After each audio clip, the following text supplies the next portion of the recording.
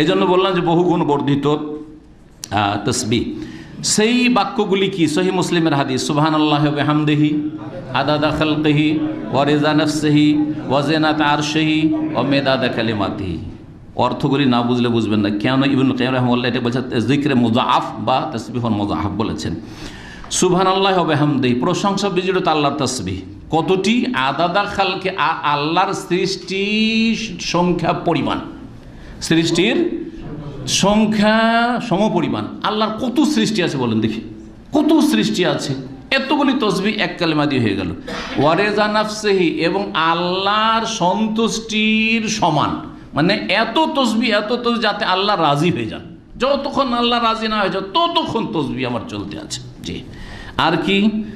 ওয়াজেনাত আরশি, আল্লাহর আরশের ওজন সমান। কত আল্লাহর বিশাল আরশ, হ্যাঁ জি, আরশ আর কুরসি